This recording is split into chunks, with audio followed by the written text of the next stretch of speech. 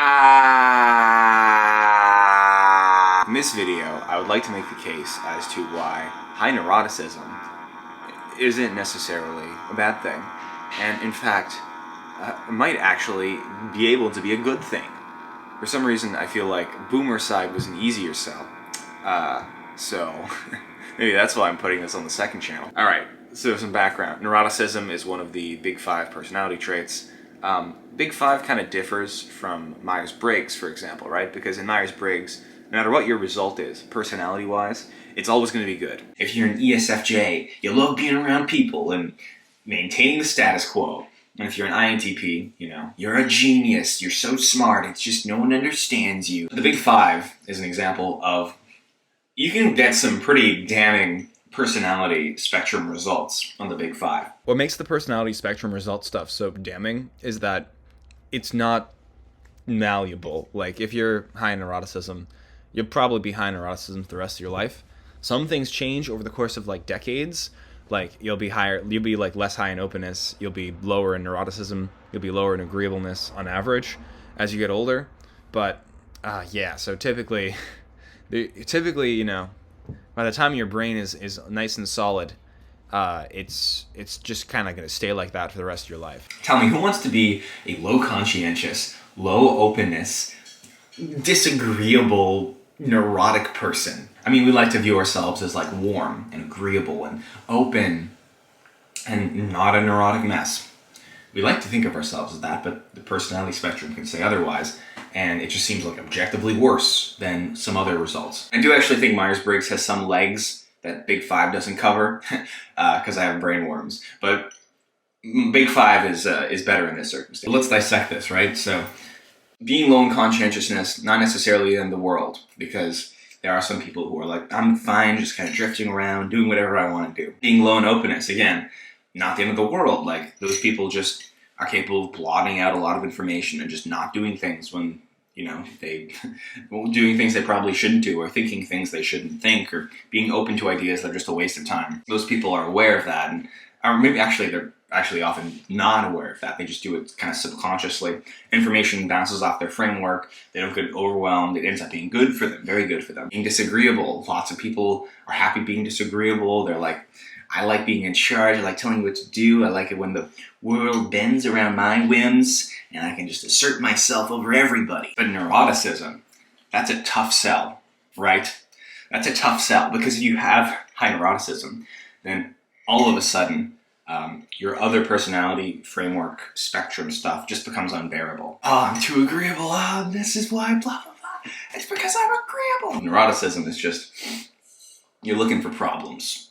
You're looking for problems, and you're not necessarily looking to solve them, but you can identify them. So, yes, basically, by being high in neuroticism, you're like opting into being the guy in the tribe who's like, oh, look over there, is that a tiger in the bushes? And then like the whole tribe is annoyed by you, but you're evolutionarily like 2% more successful. You're making the tribe 2% more successful, so your genes pass on.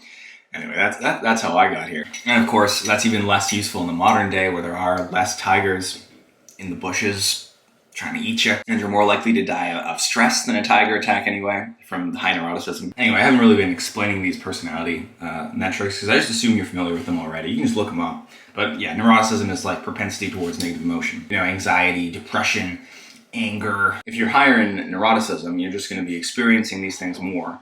And that seems like, seems pretty bad. but,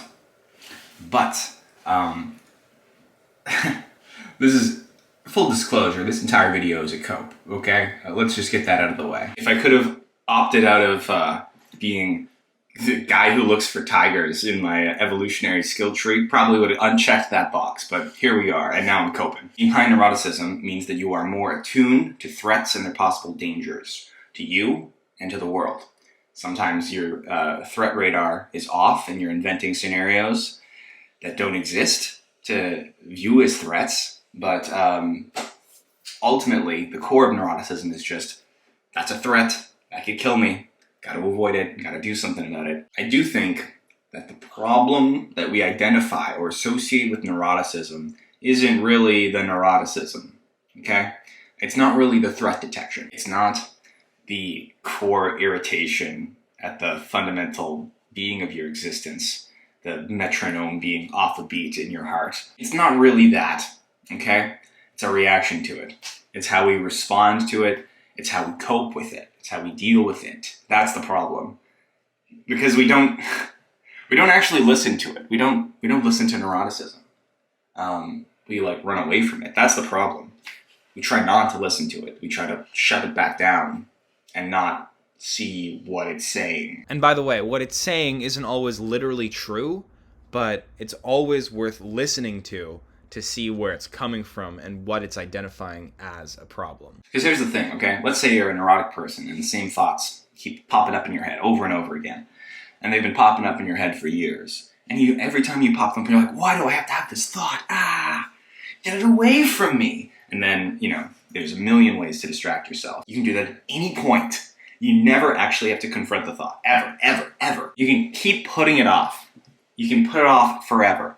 You can put off every one of the threats that you're detecting and do nothing about them. The issue here is that neuroticism itself is sort of neurotically integrated into our lives. It's traumatically integrated into our lives in the sense that we're running from it, we're treating it like a trauma response. We are fleeing into the world of distractions away from the message that neuroticism is trying to bring us. We don't have a good handle on neuroticism, so we view it as like an aberration, something to be stomped out, destroyed, ignored. We're not integrating it. We're not welcoming it in. We should welcome it in. We should let it live in the house with us. That's the difference between it being the big bad wolf blowing down our house, and just as soon as you invite it in, it becomes the pet dog. Put another way, okay? The problem is not that you're seeing the bushes rustle, okay? It's not the problem. That's not the issue, okay? The issue is you see the bushes rustle and you're like, why do I have to think about these bushes rustling? I'd rather have an empty mind. No, it's fine, okay? You're allowed to detect threats. And the only problem is just when your brain is detecting the threat, when your brain is being neurotic about something, when you're looping about something, when you're stuck in a bad emotional state about something, there's things you can do that you already know that you can do, because that's what the neuroticism is screaming at you to do. It's screaming at you to do something about it. I have Stockholm Syndrome probably as well, but I guess I should give more concrete examples, right? Fuck you. I don't have to do shit. You want unironic personal examples for my life? You want me to feed my being into the machine for views? No, it's not going to happen. This is just going to be slightly unsatisfying in terms of examples. Okay, so yeah, in case you haven't been paying attention, I have been having a great time this last entire life. And I do feel like I'm trying to pilot a jet engine that's just impossibly complicated, and I keep crashing into the ground. And it seems like it's kind of impossible to learn how to fly this thing. Pilot this me. But every so often I kind of get glimpses of what it would be like if I could pilot it properly. And the reward of being able to do that seems very high, right? Seems like something I should figure out. And one of the things that I keep coming to the realization of is just that the neuroticism isn't the problem. The problem is me fleeing from it, sprinting away from it at full speed because I don't want to look at it. That's the problem. That's the problem. It's the running. It's the running. I do a lot of running is what I'm trying to say here. That's it. I hope you found it completely unrelatable. And if you found it relatable, I hope you found it completely unhelpful or it made your situation worse. Hopefully it didn't come across as too histrionic, but if it did, whatever. Just another one of my mental illnesses. I gotta get the fuck to Era 3.